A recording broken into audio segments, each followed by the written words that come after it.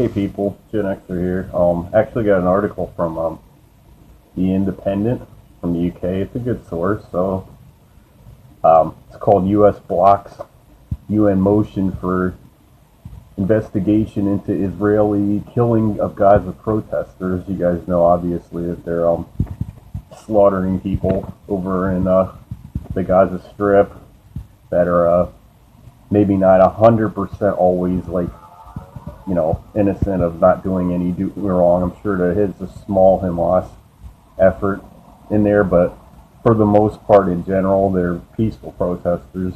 I mean, they're killing babies and people in wheelchairs, and basically anybody who's been paying attention to it pretty much knows the drill. So, but this is a very interesting article. It says the United States has blocked an adoption of a UN Security Council statement that called for an independent and transparent investigation into Israel's killing of Palestinian protesters on the Gaza border. The statement, drafted by Kuwait ahead of a meeting on Tuesday, expressed outrage and sorrow at the deaths of at least 58 people during the demonstrations over the opening of the American embassy in Jerusalem. Obviously, it's more than that. As of now, I think we're over 100 people that are killed and over 2,000 people injured. So it's genocide basically. But I'll continue. It says it also demanded all countries comply with the decades-old Security Council resolution calling on them not to station diplomatic missions in the contested Holy City. Obviously, moving the U.S. embassy to Jerusalem. All the other previous presidents, like Obama and even Bush, for that matter, they actually postponed it to move it to there because they know it actually outraged the whole entire region. So Max Blumenthal has done articles on the same exact thing before. Horrible decision, but says a U.S. delegation, including Donald Trump's daughter Ivanka and son-in-law Jared Kushner, attended the embassy's inauguration ceremony on Monday. This was like a couple weeks ago, this article. Actually, this one is from about a week ago. But it says pledging commitment to lasting peace of dozens of Palestinians are shot dead 50 miles away in the region's bloodiest day since the 2014 Gaza war. More than 1,200 people were injured as Israeli troops fired live ammunition and tear gas at demonstrators. The dead include a 14-year-old boy, said Palestinian medics. Israel said its troops were defending its border and accused Hamas militants of using the protests as cover for attacks. It said 40,000 Palestinians had taken part in violent riots along the border, and that some had tried to breach security fences, they say. But of course, they could say anything without an investigation. The whole idea of this the whole entire part of this article is that the fact that the United States blocked the UN from even investigating it. It says Israel said its. Oh, excuse me, I already went over that one. It was not immediately clear what might come out of Tuesday's Security Council session, called by Kuwait to discuss the violence. No joint statement or action followed a similar meeting after protests in March.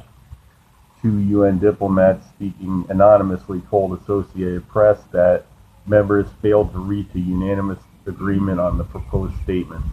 The Security Council expresses its outrage and sorrow at the killing of Palestinian civilians exercising the right to peaceful protest. The draft text reads, the Security Council calls for an independent and transparent investigation into these actions to assure accountability. The statement also called on all sides to exercise restraint with a view to advertising further escalation and establishing calm. It stressed actions which have altered the character, status, or demographic composition of the holy city Jerusalem have no legal effect. Palestinians seek East Jerusalem as the capital of a state they hope to establish in the occupied West Bank and the Gaza Strip. Most countries say that the status of Jerusalem, a sacred city to Jews, Muslims, and Christians, should be determined in a final peace settlement, and that the relocation of the U.S. Embassy prejudices such a deal. Exactly. It actually made it worse by doing that, but Trump doesn't seem to have a brain in his head to realize that, including his staff. John Bolton, warmonger. It's like, anyway, I'll continue on this. It's not clear if Security Council members other than the U.S. rejected the statement drafted by Kuwait. France, one of the Council's 5 permanent members, has condemned the violence of Israeli armed forces against demonstrators and said that the President Emmanuel Macron would speak to Israeli Prime Minister Netanyahu on Tuesday. So at least other countries in the European nations, at least, are also agreeing with that. There's atrocity going on there, which is good. It's positive.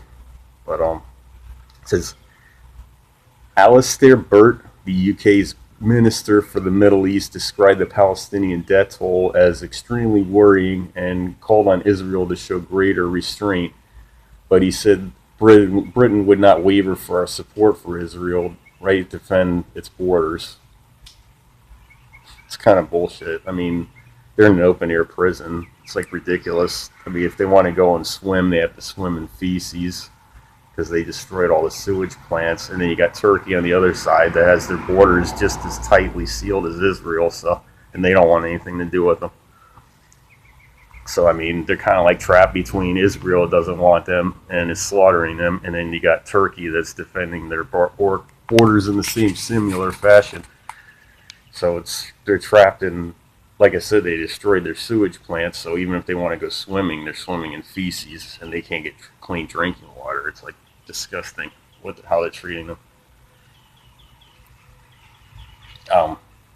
Anyway, if anything, it should have like maybe a single state solution where they all have the same rights, because the way that they're taking their land away with these settlements and stuff, it's outrageous. And they don't seem to be creating a ceasefire when it comes to that.